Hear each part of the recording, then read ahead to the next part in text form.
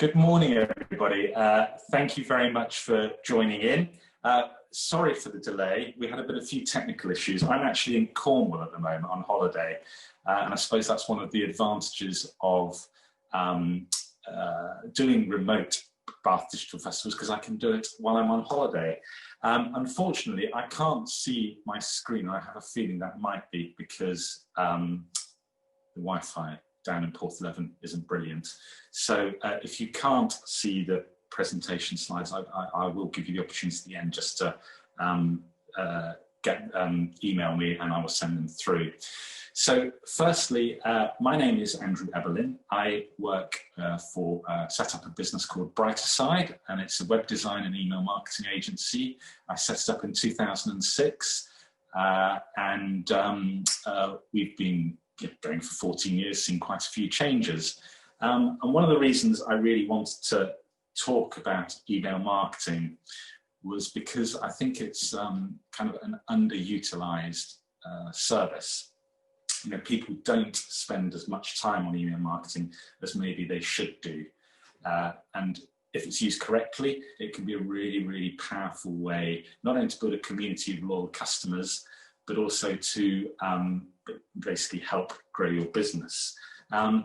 Unfortunately, I don't think you can see the screen, so I'm going to have to do the presentation just for this, the front screen for now, or you could just look at my ugly face, I suppose.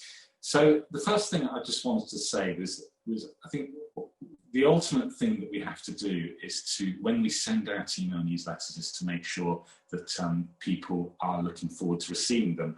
And there's a new email service called Hey that was launched during the summer of lockdown. And Hey comes from a company called Bandcamp, who do project management tools.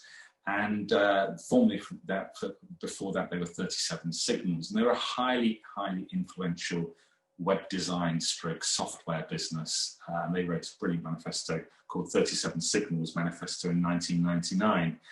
But to cut to what happened in the summer, they launched a new email service. They thought email had run its course and needed improving. And one of the things they said when they launched it was, it feels great to get an email from someone you care about, or a newsletter you enjoy, or an update from a service you love.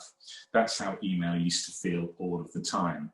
And I suppose that's the crux of what we want to try and get out of this session, is to create emails that people, to think about how you're going to create email newsletters that the people who signed up to it will look forward to receiving, because that's the key to making sure it's successful. Just one stat to alarm you, hopefully, is that on average, 80% of email newsletters, that is, are ignored. Now, this depends which stats you look at. With MailChimp, last year they said on average 21.3% were opened, which leaves around 78.7% were ignored. It's even worse with Campaign Monitor, who is another email newsletter provider. They say 82% of emails were ignored last year. Now, to me, that is such a wanton waste of an asset. You know, your business has signed up people to your newsletter. People who willingly shared their private email address, allowed you into their private inbox. And remember, their inbox is something, unlike social media channels or other areas you interact on the internet, your inbox is your own. You don't really share it with anybody else. And so for people to actually opt into something, your 80% ignore your emails, then that's pretty poor. So there's a massive potential, really, for that to grow. Another stat is that most emails are deleted with 1.5 seconds, so that when an email arrives in an inbox, then clearly it's got to grab somebody's attention. So what I'm going to go through over the next kind of 45 minutes, and following that we'll hopefully have time for a Q&A, is really 12 points, just to give you an idea about how to promote your newsletter and how to create a community around your newsletter so that ultimately your customers become very, very loyal and happy customers. At the end, you can, just to keep in with the theme, I will be offering a chance for you to sign up to an email newsletter with 12 tips that come over 12 weeks. Not only that, you will get a free ebook, and the ebook goes into a lot more detail than I'm going to have in an hour, but it's something I wrote during lockdown, during the pause and quieter time during lockdown. One other thing I would say before I go in, that this book, Do Open by David Hyatt, to me is the Bible. This is a really, really good book. I think it's by the Do Book Company. It's £9. You can either buy it from their website or the lovely stationery shop just beyond the Arches in Clifton in Bristol also stock these books. And that David Hyatt is somebody who spends very, very little on marketing, but he's used his email newsletter to grow a really strong jeans brand. Right, the first of the tips. 1, how? Building a community, not a list. What I just wanted to say was just have a quote from somebody called Ryan Holiday. Building an email list is the single best way to communicate with your audience because it's a relationship of opt-ins and mutual trust. And I think, that's what I was touching upon earlier. People have opted in, they're positively interested in your business or what you're offering. And so you've already got a chance to talk to them in a different way. And really, I suppose what you can do is compare email marketing maybe to other marketing platforms. So, for example, for return on investment, email marketing is a very, very effective way of spending your money. So a McKinsey report about 2 or 3 years ago suggested that you got a 40 times return on investment compared to social media. And for every pound spent, you got a £38 return on email, a £17 return on pay-per-click, and a £7 return on flyers. So email marketing is a really effective way. And that's basically because you are talking in a way one-to-one with your customers. And when you say compare email marketing to social media, so social media is a valuable tool, obviously. It's a very good way of raising awareness of your brand, but it's not so good on conversion. As I said earlier, McKinsey talked about a 40 times better conversion rate with email marketing. And the thing is with social media is that it is subject to algorithms. We all go on Facebook or Instagram, and you can't do a timeline in order, a chronological timeline looking at your posts. Both Facebook and Instagram have an algorithm that tells you or suggests which posts are most interesting to you. And that algorithm can change at any time. So that 1 minute, what you're doing with your Facebook business page, for example, might be working really well, and the next minute it might not be because Facebook has changed the algorithm. The other thing with social media is, on average, a Facebook post only gets seen by 6%. An organic Facebook post will only get seen by about 6% of the people who have liked your page. You compare that to email marketing, where over 99% of emails will arrive in your recipient's inbox. And remember that inbox, unlike a social media feed where it's very quick, where what you post will probably disappear within minutes and might be forgotten. With email marketing, that's sitting in your recipient's inbox and it's always there. And yes, I know that there's email overload, but it's not quite the same way as social media. So you have more access to people with email marketing compared to social media. That's not to say social media isn't important, as I'll come on to later. One little quote from somebody called Dave Pell. Facebook surrendered to the Russians, email beat spam. So that's I'm sure maybe Facebook will resolve their issues with dodgy comments and things appearing in timelines. But remember, email's been around a long time. It's you know, it has spam, which used to fill up your inbox. It's not a problem in the same way it used to be. So it really is a very effective way of communicating. So the other benefits of email marketing is, you know, there are two places you own online where you have complete control over your online presence. One is your website, where you have control over your branding, your message, the way you structure it, the way you want to talk to your customers and clients. And email marketing is the other way. That's the other place where, you know, you don't have to fit in with a certain style of doing it, or like you do with Facebook, or with Twitter, you're limited to 280 characters and things like that. With email marketing, it's up to you how you brand it. It's up to you when you send it. It's up to you how you want to message it in your strategy. The other thing is you own your email lists. So with social media, with Facebook, for example, if you decide to delete your Facebook page, you can't take you can't export the Facebook likes and who has followed you and take it with you on a spreadsheet, or there's really no usable information. With email marketing, as long as you comply with GDPR, of course, you can export your email lists, and so if you decide MailChimp's no longer the marketing platform that you want, you can export those email lists and take them to Campaign Monitor or wherever else you want.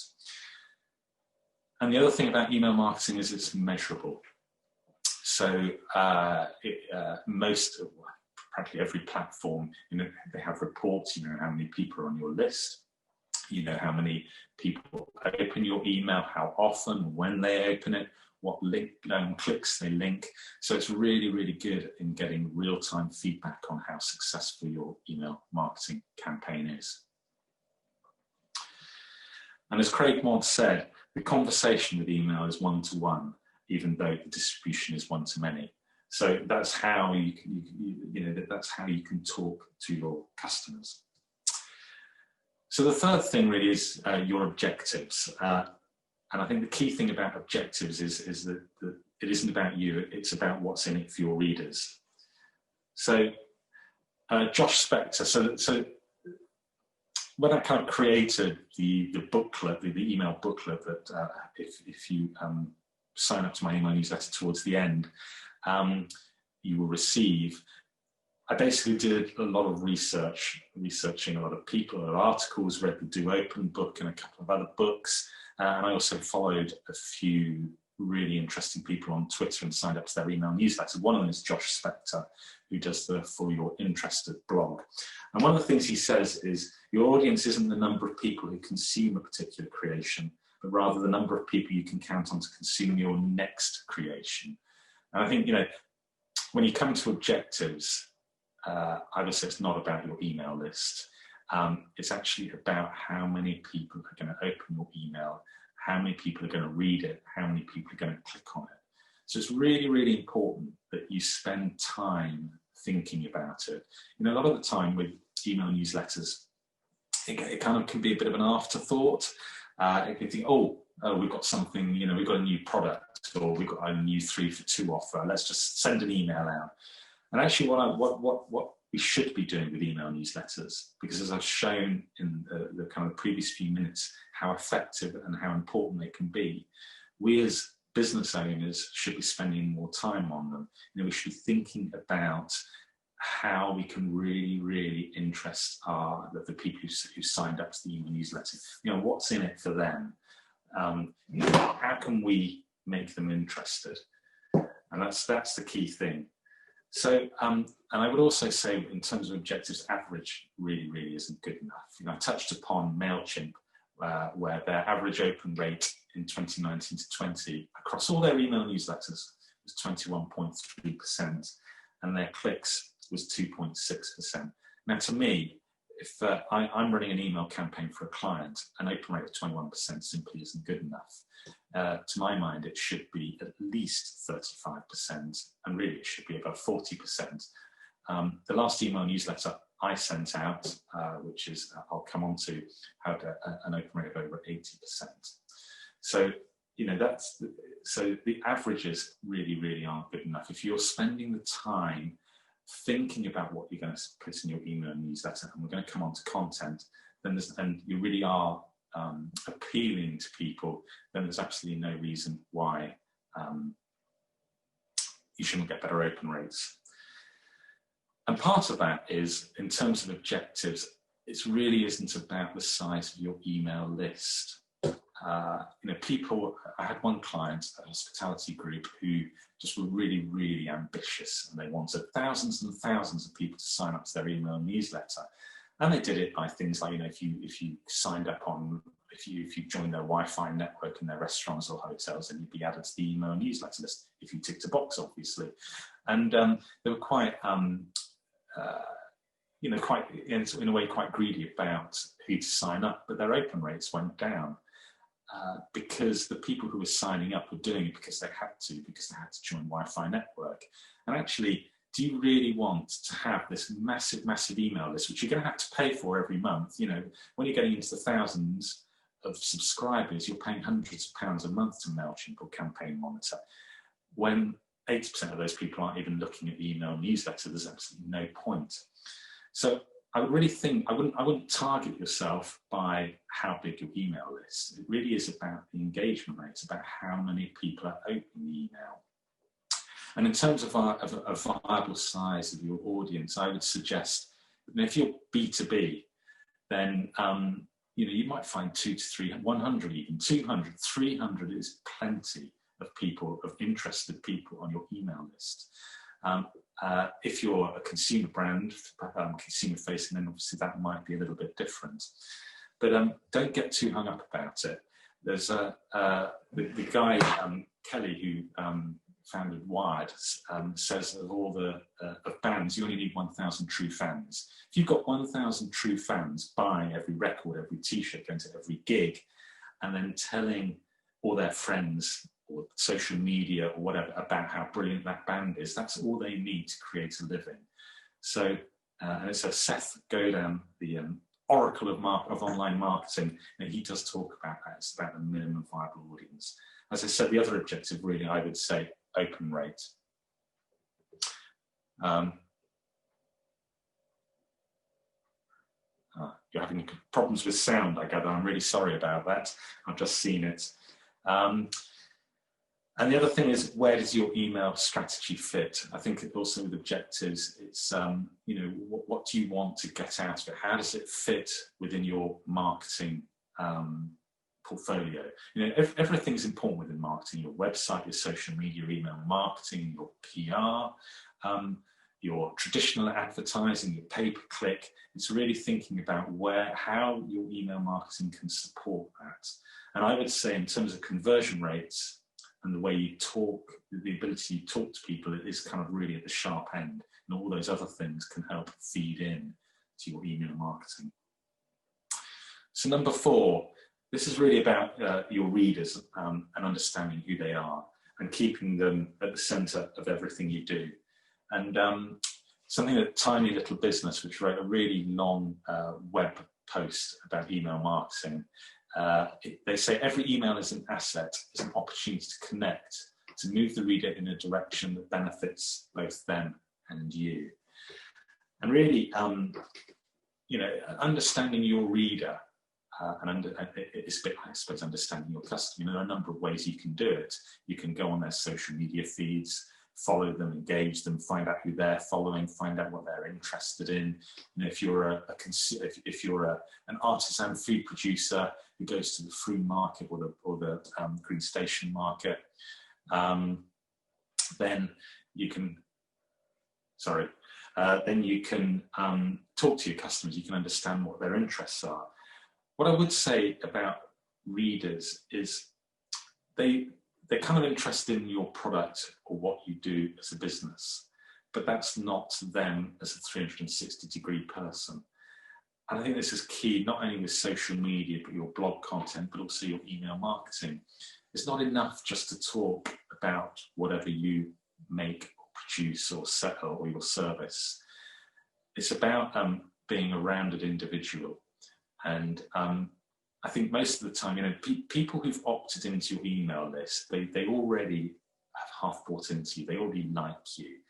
And if you can share something around your purpose, your story, and things that will interest your reader, then they're going to look forward to receiving your emails more. And you know, one of the things you can do, I mean, basically, I suppose you know, we're all unique, and I think if we write in our own individual voices, or if you're part of a bigger company, if you develop a tone of voice that's kind of you as a person, then it's going to be unique, it's going to be different, and it's going to engage people. Now, it might not engage everyone, that's fine. You can't have a business that's going to appeal to everyone. Your target market can't be people aged 18 to 65, male, female, gender neutral, whatever. You've got to specify who you're going to target to. And it's fine if you can't appeal to everybody. Why waste your time trying to appeal to everybody? Just appeal to you set up your business with a purpose, with an idea, with an objective. You need to be completely confident in that. You need to understand what it is and talk about that, because you will find your audience, you will find your readers who are also interested in that. I think one other thing is with anything, I suppose, with marketing, but with email marketing in particular, and I suppose social media, is to kind of share freely. So I think it's really important that you don't really hold back information. Scared that maybe your competitors are going to steal from you, or scared that somebody might read it and copy and paste it and go and do their own thing and not use you because they feel as though they can go and do it themselves. But so be it if they think that. You're probably saving time having meetings with them and losing them a year down the line anyway. So my mantra really is when you learn something, you know, like I'm learning, I suppose, with this email marketing, when you're learning it, share it. You know, quite a few of you will hopefully go away with it, with ideas, and go and do it yourself. That's the whole idea about it. Some of you might think, actually, no, I could do with a little bit more information, and come and talk to me about it, and I'll share my expertise.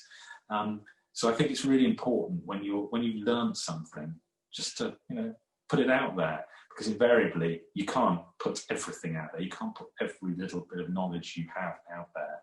So you should impart what you can. So it's important you give really freely. And I think the final thing with the people who subscribe to your email list and your readers is to respect their time. So when you're writing an email, don't just put anything down there. Just don't put at least 3 for 2 offer and expect them to buy into it. You've really got to think about, you know, everybody's busy, everybody's inbox is busy, everybody's social media feed is busy, everybody's life is busy. And so every time your email pops into somebody's inbox, they've got to think, brilliant, that's arrived, I really, really want to read it, because I know it's not going to be just a 3 for 2 offer or a special price. I know they're going to have lovingly curated an email with lots of interesting stuff in there too. So it's about respecting your reader's time. So the next thing really is about how you're going to grow your community. So I just wanted to talk a few about tips about how you're going to do that. I'm just going to take a drink of water. I'm just also going to there's some notifications here. Okay, no. So going on to number 5, growing your community. I suppose the thing here is what are you giving? So I touched on it earlier, is you need to give freely. But for people to sign up and join your email newsletter, your email community, is they want to know what's in it for them. So how are you going to tell them? Well, every single marketing channel can help you do this. So this is one area where I think social media can be really, really useful. Social media, as I mentioned earlier, isn't great at converting people, but it's very, very good. Twitter, for example, is a really, really good place to have conversations. So it's a really good place to link up with interesting people and to learn from them and to chat with them. And I find it a really, really incredible resource just for finding interesting links and interesting articles, some of which end up appearing on my email newsletter, or tweets or quotes. But also it's a really good way of promoting your email newsletter. So one of the things I do when I do my monthly jotter, my monthly email newsletter, is if I mention somebody, if I write about somebody, I'll tag them on Twitter. And invariably, that gets a retweet or a share or a reply or some sort of engagement. And it makes the person who has shared the information, who's led me down that route, I'm showing gratitude, which is great. So social media as a funnel is great. You blog, blogging can be a really, really effective way of attracting people to your website, of showing yourself, sharing your knowledge, showing who you are, and also can be a really good way of promoting your email newsletter. So having a sign-up form on the foot, for example. Another great way of attracting people is if you've got an online store, is at the checkout. And most people obviously have. Do you want to sign up for an email newsletter? Hopefully you know that with GDPR restrictions, which unfortunately GDPR I don't really go into today, that's a whole different subject. But with GDPR, you shouldn't have that tick box already in. People have to positively opt in. Or if you have a physical store, it can be a really good way to also get people, or to encourage people to sign up to your email newsletter in the press as well, or anywhere, obviously. But the important thing is to make it easy for people to sign up. So, having a sign-up form, don't have loads and loads of fields on there. Certainly, obviously, have your email address, that's pretty important, and maybe the first name if you like. But I think the general rule of thumb is the fewer fields you have, the better. I think also when you're encouraging people to join your email newsletter, you need to explain why. Why should they sign up? Is it if you're kind of encouraging people to sign up for a competition, the downside of that is invariably people are signing up because they're getting something immediate, or if you're giving them a prize, or something, giving them away. If you're giving them something free. And the problem is, with that kind of relationship, it can be very, very short term, because once they've entered the competition, then they're off. So you really need to think about, if they're going to enter via that, you need to think about how you're going to keep those people engaged and interested. And so it's very important to explain why. What will people get when they sign up to your email newsletter? And also it's really important to tell them what will happen. So how often will you be sending the email? One of the big things, one of the most popular reason for unsubscribes is people receive too many emails. So don't think that you have to send emails every day. If you're going to send them every week, just make sure you've got the time, and you're probably going to be spending half a day on it to write really, really good content. If it's a month, that's fine, as long as you tell people that it's monthly. But I think it's important that you need to share, what your email is about, why they're going to benefit, why they're going to be interested in that email, and how often you're going to send it. One effective way, surprisingly, and it goes against the grain for me, is to encourage signups, is the pop-up. It's something that it's like cookie banners that really annoy me. Email signups can be really annoying too. However, they can be really effective. And I know, for example, as I mentioned earlier, David Hyatt in that Do Open book, he thinks pop-ups are great. So one of the most effective ways that they encourage people to sign up, and they offer a free booklet as well to encourage people to sign up. I think the key thing with pop-ups is if you time them right and they're not too intrusive, then they can be an effective way of doing it.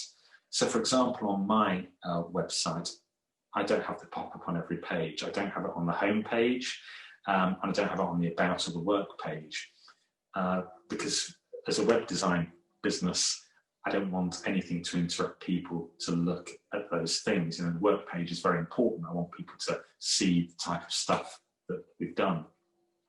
Where I do put the pop-up is just on the blogs, because that's where people who have maybe looked at the other pages are kind of trying to discover a little bit more about what makes Brighter Side tick. And the blogs tend to be a bit more around wider subjects. So I find the pop-up is a good way, that's a good place for it to be. And one of the things about pop-ups is the time. You can either time when they appear or how far people scroll down the page. So it's a good idea really to look at, for example, Google Analytics, and to see how long people are spending on your page and then time the pop-up to come. So if they're spending a minute on the page, maybe time it that the pop-up appears in 50 seconds or something like that. So it can be effective. One of the other things I would suggest, and this tip comes from a guy called Paul Boag, who is another who did a podcast called Boag World, which was very influential on me when I was launching my web design business. And he's still around imparting words of wisdom. And Paul Boag has an email sign-up form, but where he puts it is he just puts it in the bottom right-hand corner. So it's not too intrusive. It's not kind of coming 2 seconds after you arrive on a website and you get this pop-up appearing in the center screen. That's what winds me up. But if it's in a selected place where people are already browsing and it's in the corner of the page so it's not too intrusive, that's the way I think pop-ups can work pretty well.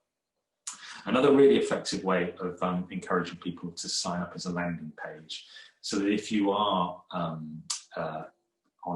if you're kind of a market store and you've got a QR code now, which is very popular with tracking with the COVID-19 app, or if you're sharing a social media page, or you've got a specific thing you want to talk about, then a landing page can be really important and a really, really effective way of encouraging people to sign up to your email newsletter. My one comment on landing pages is that it's a yes or no answer. Specifically with this is it's the only question you need to ask, and it's really important that you just have that one goal with a landing page. It's really, really simple. You don't have your website navigation there. You remove any distractions, and basically on that brief landing page you have a promise about what the email will do. You have an explanation about why, how it is, and then a call to action. And then that's the landing page. But I think ultimately with email newsletters, it's you need to do something so good that they want to tell their friends about you. It's the same, I suppose, with any marketing. Referral, word of mouth is the most effective way of marketing. And can you imagine how good it feels if you send an email newsletter and somebody forwards that on to somebody? And in a way, that's the holy grail, because they love your email newsletter so much, what you've written, that they forwarded it on, or they talk to people about it. Most, I sign up to a fair few email newsletters that motivate me or invoke my curiosity. And most of them have come about because somebody's told them to shared them with me. I've seen them on Twitter, somebody saying, the Dentist Discovery, for example, is an email newsletter I sign up and they send an email weekly. In fact, it came through earlier today. And it's consistently good, it's consistently interesting. And I'm not going to tell you which emails to sign up because all of you out there have different interests to me. You run different types of businesses to me, so I can't really answer which emails would work best for you. But I would kind of encourage you to look at what other people are doing. And it's really interesting. One of the interesting things is to see the process that they take you through. So when you sign up for an email newsletter, what's the thank you message? What's the email that comes into your inbox? And then see how they take you through a journey, which I'll be talking a little bit more about in a little while. So number 6, in fact, I'm going to talk about it now, is the customer journey. So where do you want to take your readers? I think it's a lot of the time when we get somebody to sign up to your email newsletter, you think that's it.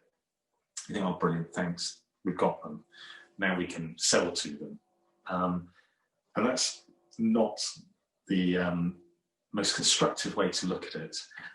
You need to look at the whole journey. You need to think about where you want to take those people who signed up to your email newsletter. You think about every stage of what they're doing. And there's all sorts of different ways, different email kind of campaigns that you can use to do that. So one of the first things I'd urge you to think about is once you've got your sign-up form set up, is to think about the thank you page. So it's a really, really big deal when somebody gives you their email address. So you really want to be very, very grateful when they do. So you need to think about what your message is. So when they've signed up to your email newsletter, what's your message to be extremely grateful for them? And you also want to think about that thank you email. So on the thank you page, it's a good idea to say, keep an eye on your inbox. Your email will be coming through. And if you're very, very GDPR compliant, which I hope you all are, the first email that's going to come through to somebody's inbox is the confirmation email, which in other words is a double opt-in email. So it's important to warn them that they need to click on that before they receive anything else, because if they don't click on that confirmation email, they're not going to receive any further emails. And then once that confirmation email is set up, you get your first chance to impress your new reader. And that is your very, very first email that comes through to them. And this needs time spending on it, basically. You need to be very grateful that they've signed up. But you also perhaps want to explain again, that I know they've already signed up and you've already explained what the email is about, but just to remind them, this email is going to be coming out fortnightly at 6 o'clock on a Friday evening, and it's about whatever it might be. It's about us. It's about how we love cheese. If you're a cheese producer, how we make it, and also lovely things we like to do outside of that. Great restaurants we recommend, all that kind of thing. This is where our suppliers come from. You want to talk about that, but also you might want to send them links to an archive of your emails so that they get an idea of the type of emails you've sent before, and also maybe where you are on social media. There's no harm in that, just to encourage them to talk to you and to kind of engage with you in other ways. So that thank you page on your website, your thank you email, which is their first real email from you, is really, really important. And then there are a number of different types of customer journeys you can take them on. I'm going to talk very briefly about this because we're not going to have time to go through them all, but just some ideas around different styles of emails you could use. So one of them would be, for example, the soap opera sequence. And this is an email campaign you might, it's kind of a gentle nurturing sale over about 5 to 10 emails. And really it's a campaign that you take people on a narrative arc, a bit like a soap opera, hence the name. But it might be about a new product that you're going to be launching in 6 months' time. And you use those 5 to 10 emails to kind of set up, kind of give you a setup to the story, and then maybe take you through the narrative arc of how you came up with the idea, what you did to kind of research the idea, where you sourced the products, a little bit maybe about the people you've been dealing with. You might even talk to them about the photo shoot you did or whatever. And then that narrative arc is really, really good at kind of nurturing your readers. They feel part of what you're doing, feel part of your brand. And it's not really an overt sale. And actually, emails don't have to be an overt sale. I think it's a bit like networking. When you meet somebody at a networking event, you don't necessarily, the person you're meeting isn't necessarily ever going to buy from you. But if you get on with them, what they might do is tell somebody else about you, and that other person might come to you. And it might be 6 months down the line, it might be 12 months down the line, it might be 5 years down. I had a client who I haven't worked with for 10 years who's come back. So it can be over a long time scale. And I think it's important with email newsletters. You don't have to sell all the time. It's about the relationship with the people who've read or reading your email, and it's about continuing that relationship. It's about respecting their time. So the soap opera sequence over 5 to 10 emails is a really good way of nurturing that relationship. This email campaign is transactional emails. Now, these emails are the ones where if you buy a product on an online store or book a room with a hotel, then invariably you get an email back confirming your purchase and your booking. And these are really underutilized, I think. And there's no reason why you can't build a sequence of, say, 3 emails. So a particularly good example maybe is with the hotel. So if you book a room.com 15%, then when that booking comes, why not have 3 emails that are automatically sent once that booking is received? The first one could be something along the lines of, thank you very much for your booking. We're really pleased. This is the booking. and then talk about really maybe about the services that you offer. You know, a great restaurant, a brilliant chef who, he goes foraging, or she goes foraging in the forest to get the mushrooms. And you can talk about that in the first email. The second email, after the booking, you might talk about these are the things you can do. So, you know, we've got the lovely Royal Crescent, or the history of Bath Museum of Bath Architecture, and if you want to book them, then, you know, we can help. And then maybe the third email goes out a week before their stay, where you're just confirming what their, you know, when they can check in, when they check out, and just practicalities. The transactional emails can be really, really powerful, because again, people have booked with you, so it's a really good way to build a relationship and build a thing. You know, if they bought a product from you, why not send 3 emails talking about, you know, how you source your products, you know, the care that's gone into this product that they bought, and well, hey, the delivery is about to come. So there's ways of doing it, and it can be very powerful.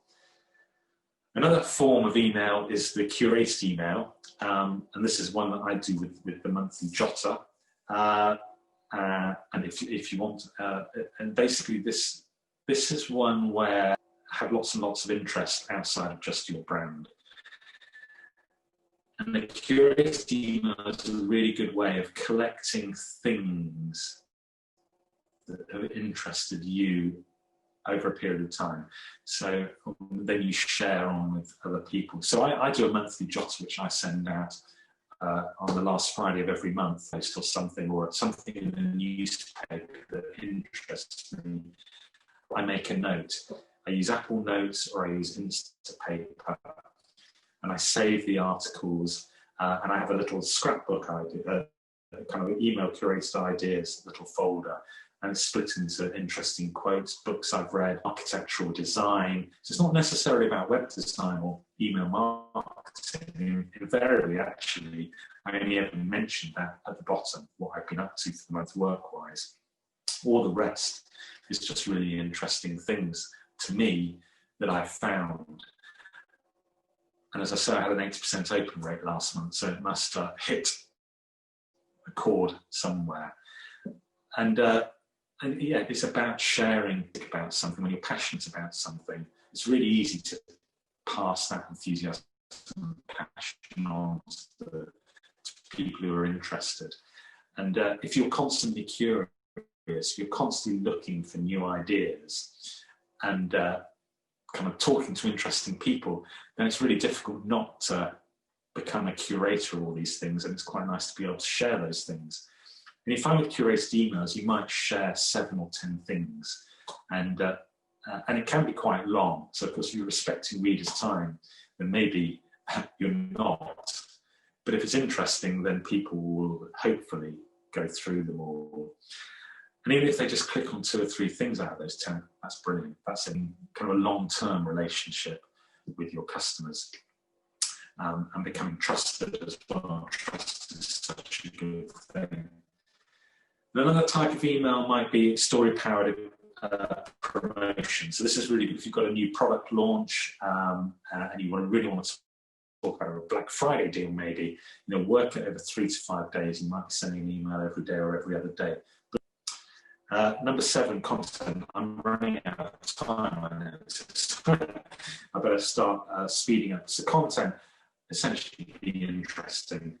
And I've kind of talked about this before, but it's about talking about what you care about.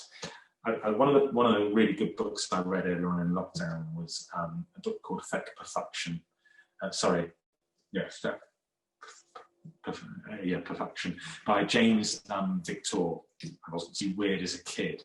Makes you special today. So there's nothing wrong, you know, but there's something good actually about being slightly different, because that's what people who are in your kind of, people who buy into what you do, buy into your product, they like the fact that you're different. They like the fact that you're not copying and pasting other ideas or just doing what everybody else is doing, but you're actually sourcing content that's different to any of your peers or the people you mix with. Immediately imparts enthusiasm and interest, because it's just, you know, the way it works, the way your mind works. The other thing I'd say about content is occasionally sell, but normally give. Always give value, even if they don't buy. They might buy 6 months, 2 months, 2 years, 3 years down the line. It doesn't matter. You've got to always be giving value, always sharing stuff. And as Roy Russell Stubbs said in one of his books, "Sell them the destination, not the plane." That's the same with any content marketing or anything. When you sell a holiday, you're not talking about the Airbus plane that's going to be flying you to Greece. Travel agents talk about the destination, about how beautiful Greece is, how sunny it'll be, and all the lovely food you're going to eat. They don't talk about the plane. Headlines, another area really for you to focus on. So the greatest email in the world is worthless if it doesn't get opened. And David Ogilvy, who wrote a brilliant book about advertising, kind of a Bible to advertisers. However, it is about 30 years old. And I have to say some of the language in there is a little bit dated, but it still has lots and lots of really good bits of information. One of his great quotes is, 5 times as many people read your headline as your copy. So it's really important that when you're thinking about your email newsletter is what's your headline going to be? And roughly it's going to be about, you want it to be about between 35 and 50 characters, because that's what's going to appear in somebody's inbox. And remember, 50% of people are probably going to be looking at it on mobile, so you get fewer characters to get across what the email's about. And you also need to think about the pre-header text, and that's about 150 characters, say. Again, so that's so you get your headline and then you get your sub-headline. And those are the 2 areas where hopefully you're going to encourage people to open your email. And it's important that you spend time on that. Remember, if you're using emotional words, that's more likely to get them open. And there's a really good website called, I'll send you the link if you at the end actually, because unfortunately this presentation hasn't worked in terms of being able to show you the slides, for which I apologise. So, but there's a very good website which helps you, which kind of measures the emotional content of a headline that can kind of just give you a guidance. So headlines and pre-header text are really, really important. Every email should have a call to action. You want your email to do something, and that's not necessarily to sell. It might just be to click on a link. And with a call to action button, it's a good idea to use buttons, because according to Campaign Monitor, you get 28% more. Use them sparingly. Don't have them everywhere on your email, and also make them stand out. Give them a slightly different colour to everything else, and give them a bit of white space around. So call to action buttons can be important. The other thing I would say with call to action buttons is it's a good idea to use action orientated text. So things like try, reserve, learn. Avoid friction words like submit or order, kind of forcing people in unless it really is the last minute, last ever chance to buy something. Maybe you'd use it then. But generally, you want to use softer words just to encourage people to come in. Another idea would be with call to action, the text on call to action is to add the first person to things like reserve my seat, reserve your seat, the your or my, and you want it to be between about 3 to 5 words. Timing. So all I would say about timing is there's no right answer. You've got to experiment. The only thing I would say is make sure, I would encourage you just to do it at a set time, so that the people who signed up to email newsletter know roughly when it's going to come. It's not going to be a surprise. If you look at the stats, there's hardly any difference between open rates between Monday to Sunday. It's negligible. So I won't worry too much about the day and time. I've read somewhere that 10 o'clock on a Thursday is the best time to send emails. But if that was at 11, whatever it is, mid-morning. But if that's the case and everybody sends emails, then you're going to get ignored anyway. So I would say actually send an email when other people don't seem to be sending them. I've noticed I receive a lot of emails at 8 o'clock in the morning and Saturday morning as well.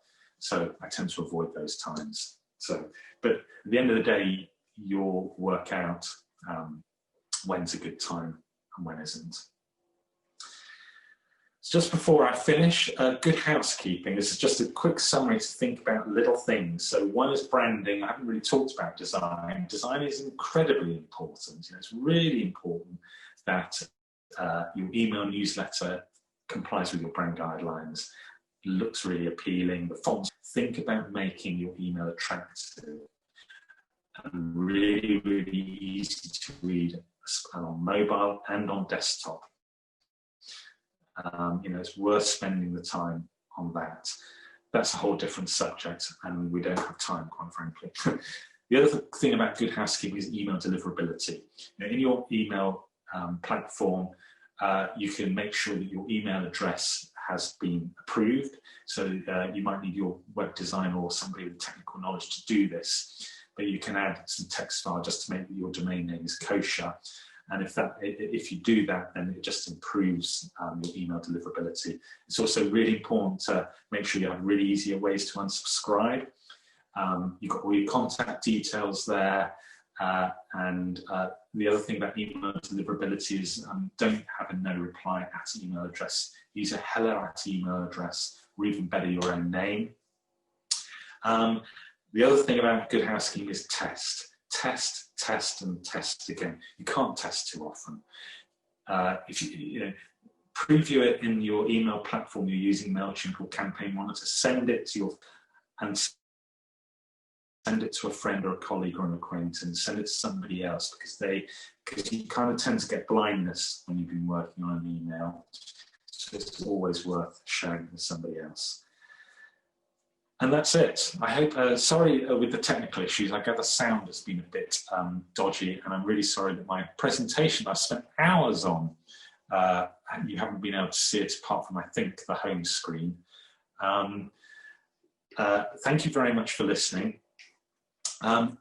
Hopefully we'll have, if you kind of share your email address, I have got the ability to, if you'd like to sign up for 12 emails over 12 weeks with 12 tips and a free ebook, I'll send you a link for that.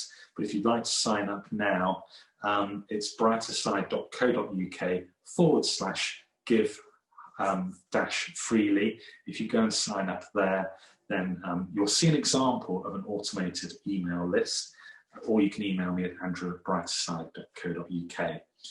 But thank you very much. I think it's 9:58, but if there are any questions, then please do say. I think we've got some on the chat. It's all about that. It's all about the noise, for which I'm very sorry. But thank you. I think it's 9:58, and thank you for listening. Bye-bye.